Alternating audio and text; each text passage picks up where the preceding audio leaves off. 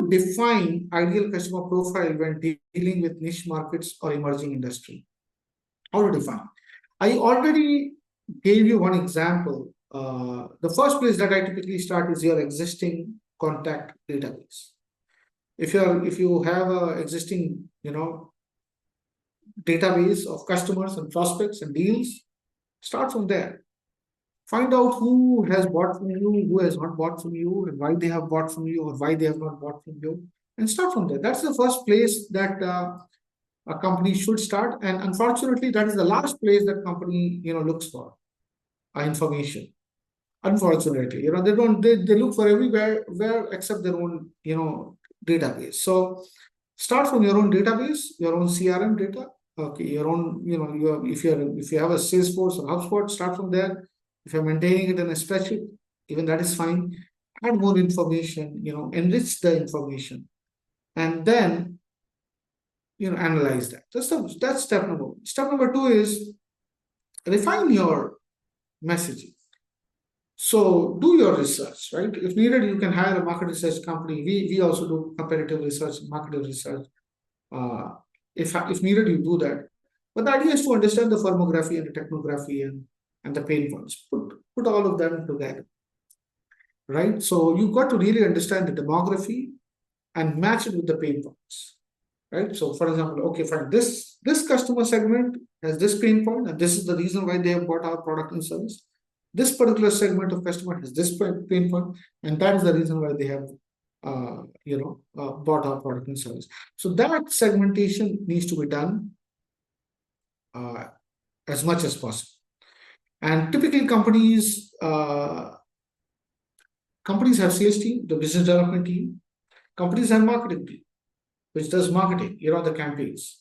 But companies typically don't have strategists. They don't have sales strategists. They don't have growth strategists, right? And the onus typically falls on the CXO level leadership, right? And if they are not doing it, they have to outsource it to somebody who can do that, right?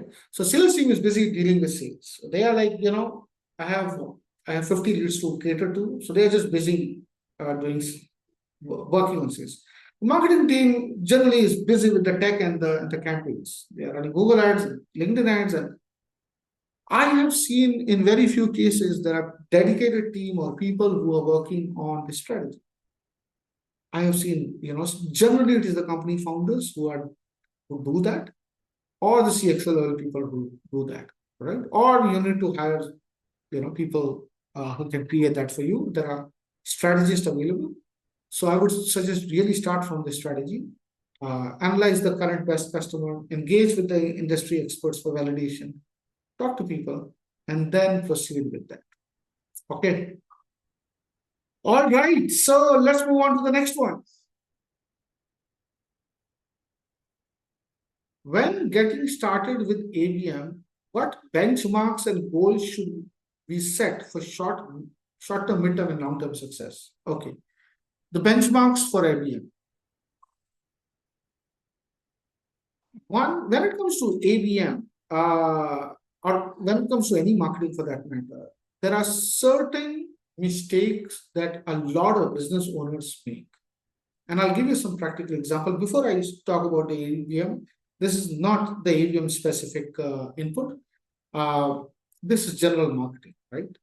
For example, I have seen business owners, they tell their marketing team that they need to run YouTube ads, right? So video ads, like a 30 seconds video talking about their brand or their service, whatever, right? So they say, hey, you know what, just run YouTube ads or performance ads on Google. And what is the goal? The goal is to get the lead. I've seen that. It's very common, My question is, the goal can be lead. It's okay, I'm not against that. The goal absolutely can be lead. Okay, for example, you run an ad to ask people to join a webinar, right? That can be an ad on YouTube, and the call to action can be, hey, join the webinar. That people can go and join the webinar. So you've got a lead, not like a real marketing qualified lead, but you've got a webinar, right? Good. So if they actually come on the webinar, then possibly you can educate them and You can nurture them and you can qualify them and you can make them into a sales qualified lead. So that can happen. So I'm not against that when it comes to running campaigns for leads. But many of the businessmen, they just start with a short-term mindset that they want leads. And when they create a KPI, they give the KPI to their business development team, sales team, and marketing team. Hey, run this particular campaign, run this outreach campaign, run this LinkedIn outreach campaign. And by the end of the week and by the end of the month, we are going to calculate the number of leads that it has brought in. Now, that puts a lot of pressure on the sales team, and the business development team, and the marketing team to run the campaign to bring the leads. And so even before they start, they have actually, they set themselves on the wrong direction because the pressure is on to bring the lead. So every outreach campaign, every campaign will be like, hey, book a calendar and, book calendar and fill up the contact us form. Why would people want to do that? You have just started, but there is no relationship. They don't know you, and you are just reaching out to them saying that, hey, book a calendar or reply to this message or just be my guest. So this does not work. So naturally, those campaigns fail. Okay, and the initial goal which was set to bring lead does not happen, and this discourages the marketing team and the sales team. So there should be, of course, a short-term goal, mid-term goal, and the long-term. Right? The short-term goal should be around engagement and consumption. Right? The short-term goal should be relationship building when it comes to ABM. So if you are not long-term thinker, then ABM possibly is not the right strategy for you. Right? If you are creating a strategy by which by the end of the week or the end of the month, you are going to count the number of leads that the campaigns has brought in, then possibly ABM is not the right thing for you, right? It's just like running Google ads to bring leads. Running YouTube ads to bring leads. If you want to bring leads, possibly run Google ads. Don't run YouTube ads unless you are running very, very specific things like workshops and webinars and stuff like those. Don't run YouTube ads. YouTube ad is very good when it comes to branding. Right? And awareness. It can reach out to a lot of people. It can create engagement. Leads, possibly not. Right? But the goal of the YouTube ad should not be leads, in my opinion, for most of the cases. Right? It should be brand awareness and engagement. The same goes with social media. Right? If you're only going to use social media to generate leads, it's going to be very difficult.